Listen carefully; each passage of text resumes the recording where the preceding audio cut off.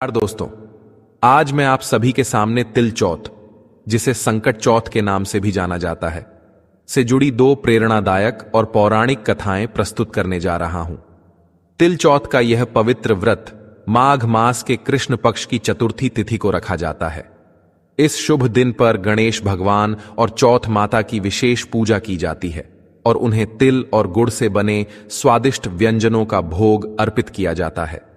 यह व्रत महिलाएं अपने पति की दीर्घायु, सुख समृद्धि और संतान के उज्जवल भविष्य की कामना के लिए पूरे श्रद्धा और आस्था के साथ करती है।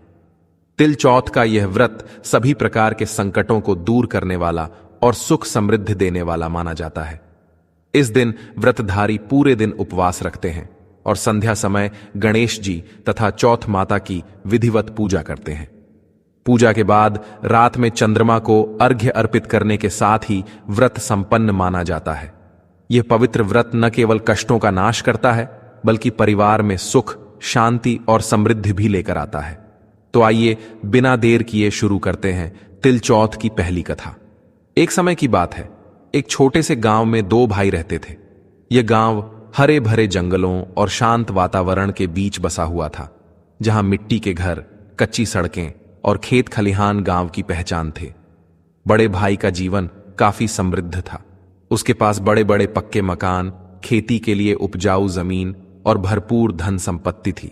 वह अपने परिवार के साथ आरामदायक और खुशहाल जीवन जी रहा था। वहीं छोटा भाई पूरी तरह विपरीत परिस्थितियों में जी रहा था। उसकी झोपड़ी टूटे फूटे बांस और मिट्टी से बनी थी, जिसके छप्पर से बारिश का पानी टपकता था।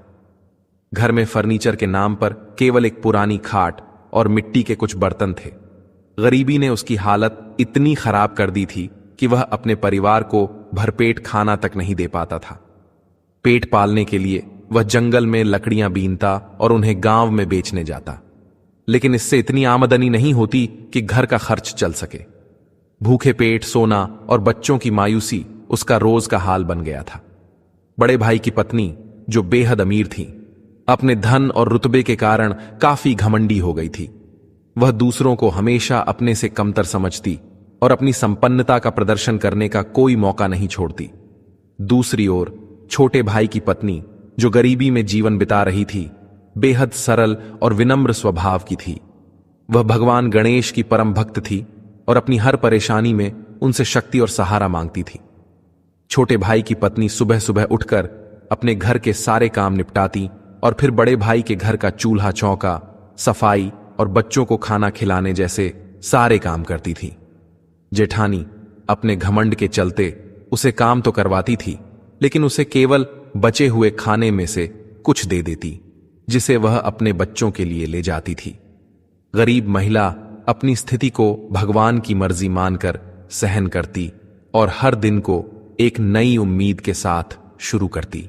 दिन यूं ही गुजरते गए और माघ मास की कृष्ण पक्ष की चतुर्थी आ गई। उस दिन गरीब महिला ने पूरे भक्तिभाव से तिल चौथ का व्रत रखा। उसने अपनी सामर्थ्य के अनुसार 2 मुट्ठी तिल से तिलकुटा बनाया और एक छोटे से बर्तन में रखकर उसे भगवान गणेश को अर्पित करने के लिए तैयार किया। गणेश जी की पूजा करने के बाद वह हमेशा की तरह बड़े भाई के घर काम करने चली गई।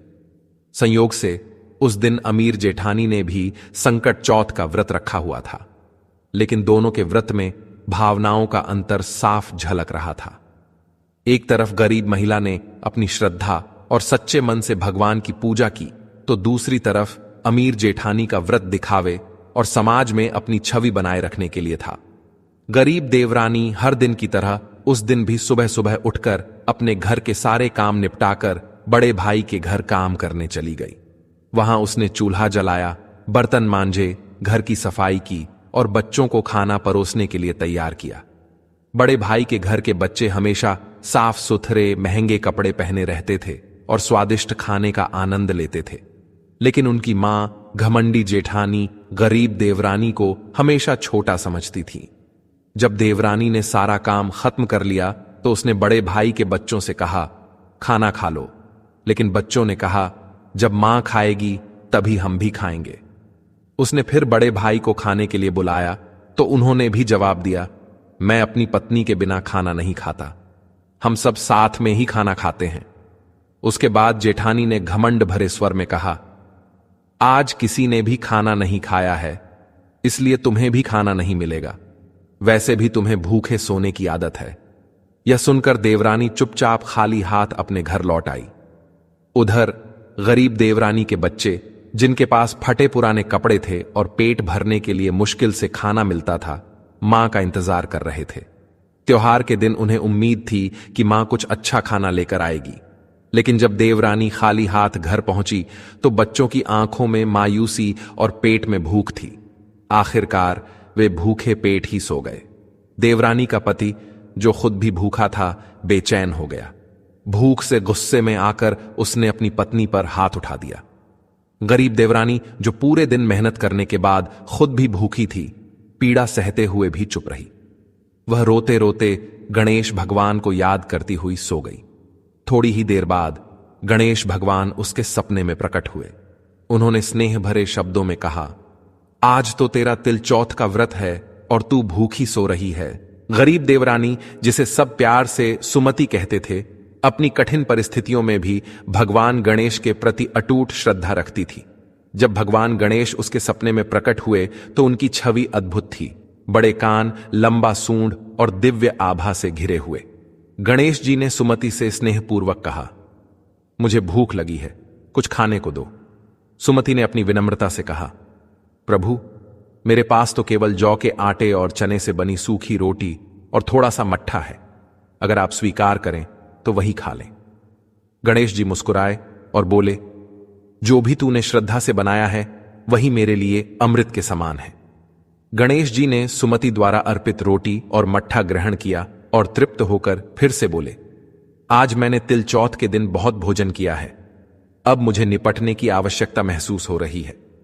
सुमति, जो सदा सरल और विनम्र थी, बोली, हे प्रभु, मेरा घर तो बहुत छोटा है, लेकिन आप जहां चाहें वहां निपट सकते हैं। पूरा घर आपके चरणों का आशीर्वाद मानकर पवित्र हो जाएगा। गणेश जी ने उसकी अनुमति के अनुसार घर के कोने कोने में निपट लिया। सुमति ने बिना किसी शिकायत के पूरे घर को वैसे ही स्वीकार कर लिया जैसा गणेश जी ने उसे किया था। थोड़ी देर बाद गणेश जी ने सुमति से कहा, अब मैंने निपट लिया है, पर अब यह घर अशुद्ध हो गया है। गणेश जी ने सुमति से पूछा, कहां पोंछूं? सुमति गुस्से में आकर बोली, मेरे सिर पर पोंछ लो। गणेश भगवान मुस्कुराए और सुमति के सिर पर पोंछकर चले गए। भूखी और थकी सुमति रात को किसी तरह सो थी। अगले दिन सुबह जल्दी उठने पर उसने देखा कि पूरा घर हीरे मोतियों से जगमगा रहा है। उसका सिर भी सोने की आभा से चमक रहा था। सुमति को अपनी आंखों पर यकीन नहीं हुआ। उसने फौरन पूरे घर में फैले हुए धन को बटोरना शुरू कर दिया और भगवान गणेश की जय जयकार करने लगी। उसे धन समेटने में इतना समय लग गया कि वह जेठानी के घर समय पर नहीं पहुंच पाई। बहुत देर तक इंतजार करने के बाद जेठानी मधुमती ने अपने बच्चों को सुमति के घर यह देखने भेजा कि वह क्यों नहीं आई। बच्चे जब सुमति के घर पहुंचे तो उन्होंने देखा कि वहां हीरे मोती बिखरे पड़े हैं। आश्चर्यचकित होकर उन्होंने सुमति से पूछा, चाची, तुम आज काम पर क्यों नहीं आई? सुमति ने मुस्कुराते हुए जवाब दिया, अब मुझे तुम्हारे घर काम करने की कोई जरूरत नहीं है। बच्चे निराश होकर वापस लौट गए और अपनी मां को सारी बात बताई। ये सुनकर मधुमती दौड़ती हुई सुमति के घर पहुंची और गुस्से जलन से भरकर पूछने लगी, ये सब तुम्हारे पास कहां से आया? भोली भाली सुमति ने पूरी बात अपनी जेठानी को बता दी। सुमति की बात सुनकर मधुमती तुरंत अपने घर चली गई। वहां पहुंचते ही उसने अपने पति से कहा, मुझे लकड़ी से मारो। पति ने चौंक कर कहा, तुम पागल तो नहीं हो गई हो? मैंने आज तक तुम्हें नहीं मारा। तब जेठानी मधुमती बोली, आपको पता है, देवरानी को देवर जी ने बहुत मारा था, इसलिए उसके घर में इतना धन आ गया है। तब जेठानी के पति ने कहा, भाग्यवान, हमारे पास तो अनाज के भंडार भरे हुए हैं, फिर लालच में क्यों मार खाती है? लेकिन वह नहीं माने। जेठानी ने उसे विवश कर दिया और जेठ ने अपनी पत्नी को बहुत मारा। बहुत मार खाने के बाद जेठानी गणेश भगवान को याद करते हुए सो गई। गणेश भगवान उसके सपने में प्रकट हुए और बोले, फालतू में मार खाने वाली, उठ और मुझे बताओ मैं क्या खाऊं? जेठानी बोली, गणेश जी महाराज, देवरानी के घर में तो थोड़ा सा तिलकुट है और मैंने आपके लिए देसी घी के लड्डू बनाए हैं, आप आराम से उन्हें खा लीजिए। गणेश भगवान लड्डू खाकर वापस आए और फिर उन्होंने जेठानी से पूछा, अब मैं निपटने के लिए कहां जाऊं? इस पर जेठानी बोली, देवरानी के घर तो छोटा सा झोपड़ा था, पर मेरे पास बहुत बड़ा घर है, आप चाहें तो घर में कहीं पर निपट सकते हैं। गणेश भगवान ने जेठानी के कहे अनुसार घर में जगह जगह निपट लिया। फिर उन्होंने जेठानी से पूछा, अब मैं कहां पोंछूं? जेठानी ने कहा, मेरे सिर पर पोंछू लीजिए। गणेश भगवान सिर पर पोंछकर चले गए। थोड़ी देर बाद जेठानी उठकर देखती है तो पूरा घर बदबू से सड़ रहा था। वह बोली, हे गणेश जी, आपने तो मेरे साथ छल किया है। मेरी देवरानी को आपने अपार धन और वैभव दिया, जबकि मुझे केवल कूड़ा करकट और गंदगी दी। यह सुनकर गणेश जी प्रकट हुए और बोले, हे पुत्री, जो तुम्हें मिला है वह तुम्हारे कर्मों का फल है। तुमने अपनी देवरानी को सदा सताया, उसके साथ अन्याय किया और उसके सरल स्वभाव का उपहास उड़ाया। तुम अपने अहंकार में यह भूल गई कि ईश्वर के घर में सबका हिसाब होता है। तुमने जलन और लालच में अपनी सोच को विषाक्त कर दिया। गणेश जी की बात सुनकर जेठानी को अपनी भूल का एहसास हुआ। वह लज्जित होकर बोली, हे भगवान, मुझे अब धन और वैभव की कोई इच्छा नहीं है। कृपया मेरा घर पहले जैसा कर दीजिए और मुझे अपने पापों का प्रायश्चित करने का अवसर दीजिए। गणेश जी ने उसकी प्रार्थना स्वीकार की और कहा, यदि तुम सच्चे हृदय से अपने दोष सुधारने का प्रयास करोगी तो तुम्हारे जीवन में सुख और शांति लौट आएगी। इसके बाद जेठानी ने अपनी देवरानी से माफी मांगी और अपनी गलतियों को सुधारने का व्रत लिया। उसने तय किया कि अब वह हर साल गणेश चतुर्थी का व्रत श्रद्धा और भक्ति से रखेगी। वह नियमित रूप से भगवान गणेश की पूजा करने लगी और अपनी देवरानी के प्रति प्रेम और आदर का भाव प्रकट करने लगी। वह न केवल अपने परिवार में प्रेम और सौहार्द को बढ़ावा देने लगी, बल्कि गांव के जरूरतमंदों की भी सहायता करने लगी। उसने गरीबों को भोजन और वस्त्र दान करना शुरू किया और अपनी संपत्ति का एक हिस्सा सदैव दान के लिए अलग रख दिया। चलिए प्रिय मित्रों, तिल चौथ की दूसरी कहानी शुरू करते हैं। एक सुंदर नगर में, जहां हर घर खुशहाली से भरा हुआ था, वहां एक सेठ और सेठानी रहते थे। उनका नाम राघव और रूपमती था। वे बहुत समृद्ध थे, लेकिन एक दुख उनके दिल में हमेशा रहता था, उनके कोई संतान नहीं थी। इस कारण वे दोनों हमेशा उदास और चिंतित रहते थे। एक दिन रूपमती ने देखा कि पड़ोस की महिलाएं तिल चौथ का व्रत कर रही हैं। उन्होंने उत्सुकता से एक महिला से पूछा, बहन, यह किस देवता का व्रत है और इसे कैसे किया जाता है? इस व्रत से क्या लाभ मिलता है? महिला ने मुस्कुराते हुए जवाब दिया, बहन, आज तिल चौथ का व्रत है। यह व्रत सभी मनोकामनाओं को पूरा करने वाला है। हम सभी गणेश भगवान और चौथ माता की पूजा कर रहे हैं। इस व्रत को करने से धन, वैभव, संतान और अमृता का आशीर्वाद मिलता है। घर में सुख और शांति का वास होता है। तब सेठानी रूपमती ने सोचा, अगर मेरे घर संतान हो जाए तो मैं चौथ माता और गणेश भगवान को 1.25 किलो तिलकुटा चढ़ाऊंगी।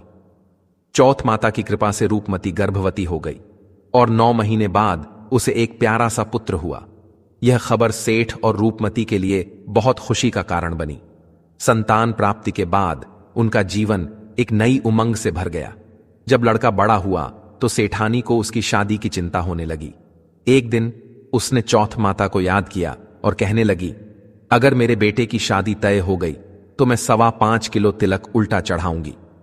कुछ ही समय बाद सेठानी के बेटे की सगाई हो गई और शादी का आयोजन भी तय हो गया। लेकिन सेठानी फिर से तिलक उल्टे का भोग चढ़ाना भूल गई। इस पर चौथ माता और गणेश भगवान दोनों बहुत नाराज हुए। शादी के दिन जब लड़के के विवाह के 3 ही फेरे हो पाए थे, चौथ माता ने उसे वहां से गायब कर दिया और उसे उसी गांव के बाहर स्थित पीपल के पेड़ के नीचे छिपा दिया। शादी में आए हुए सभी लोग हैरान रह गए और सोचने लगे कि दूल्हा कहां चला गया।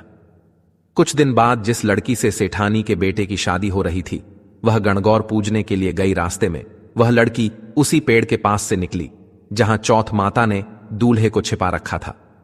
पेड़ की कोठर में बैठा दूल्हा बोला, आओ मेरी अधव्याही नार। यह सुनकर लड़की डर के मारे दौड़ती हुई अपने घर गई और अपनी मां को सारी बात बताई। लड़की की बात सुनकर उसकी मां और गांव वाले सब एकत्र हो गए और उस पेड़ के पास पहुंचे।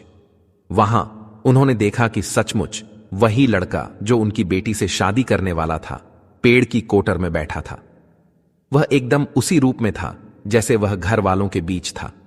सभी ने उसे पूछा, तुम इतने दिन से यहां कैसे बैठे हो? दूल्हा बोला, मैं तो यहां चौथ माता के कारण बैठा हूं। मेरी मां से कहिए कि वह मेरे जन्म से लेकर अब तक के सारे तिलक कुटे का भोग तैयार करें और उसे गणेश जी और चौथ माता को चढ़ाएं। साथ ही वे उनसे माफी मांगे। लड़की की मां ने तुरंत अपनी समधन से जाकर सारी बात बताई। तब दोनों परिवारों ने मिलकर सवा मन लगभग 35 किलो का तिलक उल्टा भोग तैयार किया, जिसमें तिल, गुड़, चिड़े और घी के लड्डू शामिल थे। यह भोग पूरी श्रद्धा के साथ गणेश जी और चौथ माता के चरणों में अर्पित किया गया और उनसे माफी मांगी। दोनों परिवारों द्वारा की गई पूजा और भोग से गणेश भगवान और चौथ माता प्रसन्न हो गए और उन्होंने दूल्हे को छोड़ दिया। इसके बाद वर वधू ने पूरे विधि विधान से विवाह संपन्न किया और दोनों सकुशल अपने घर के लिए विदा हुए। गणेश भगवान और चौथ माता की कृपा से दोनों घरों में खुशहाली का माहौल छा गया। यह भी समझने की बात है कि किसी भी देवता को चढ़ाए गए भोग या प्रसाद में लापरवाही नहीं करनी चाहिए। छोटी सी गलती या भूल भी किसी बड़े परिणाम का कारण बन सकती है, जैसा कि इस कहानी में हुआ। हम सबको हमेशा अपने व्रत और पूजा में पूरी श्रद्धा और समर्पण के साथ ध्यान रखना चाहिए। इस प्रकार तिल चौथ के दोनों किस्से पूरी हुई। यह सुनने वालों और सुनाने वालों दोनों के लिए शुभ साबित हुआ। हम सब की कामनाएं पूरी हों और भगवान हमारी सभी इच्छाओं को पूर्ण करें। हम सभी